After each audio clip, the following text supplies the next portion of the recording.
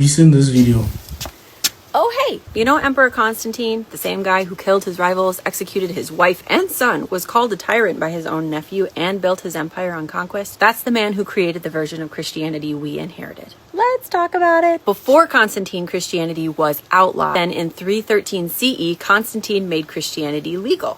Why the sudden change of heart? Maybe because Constantine saw a perfect political tool. The empire was falling apart. Resistance to emperor worship, civil wars, divided loyalties, chaos. So he used religion to unify the empire under one god, under one emperor. Him. I'll let you guess who learned that trick. In 325 CE, he called the Council of Nicaea, demanding that the bishops agree on one official doctrine, the Nicene Creed. We believe in one God, the Father Almighty. Then he turned around and condemned anybody who believed otherwise as a heretic. Many who refused to bow to that version were punished or killed. Still happening. How was the Holy Bible actually formed? Old Testament itself was originally the Hebrew Bible. Genesis, Exodus, Psalm, Isaiah, and more were sacred to Judaism long before Christianity existed. Most were written between the 8th and 2nd century BCE by many authors, passed down by word of mouth for generations before even being written. It's a long game of telephone. Then came the New Testament. After Jesus' death, dozens of writings began circulating. Letters, gospels, poems, revelations, all from different communities with different beliefs. Some followed Paul's letters. You know Paul, guy who never actually met Jesus but somehow wrote half of the New Testament, that Paul. Others followed mystical texts like the Gospel of Mary or Gospel of Thomas. There wasn't one single Bible, just hundreds of voices trying to make sense of things. But the church needed one official story. So at the Council of Hippo and Carthage, bishops affirmed the 27 books that fit the Nicene version of Christianity. They kept the 4 Gospels that aligned, Matthew, Mark, Luke, and John. They kept Paul's letters that backed obedience, sin, salvation through faith, Revelations, the fear and judgment book that kept people in line. Everything else was declared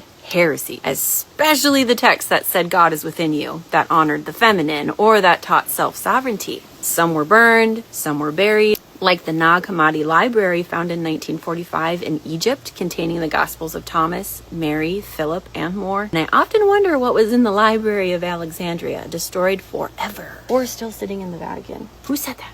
Many texts were lost or destroyed under the push for a single empire-approved religion. Constantine then commissioned 50 imperial copies of the scriptures for his new capital, Constantinople. Those became the first state-sponsored Bibles, one version officially backed by empire. That's how the Bible was formed. Men in power deciding what version of faith would serve their empire. And it's still the playbook running our systems today, by the way. Super interesting.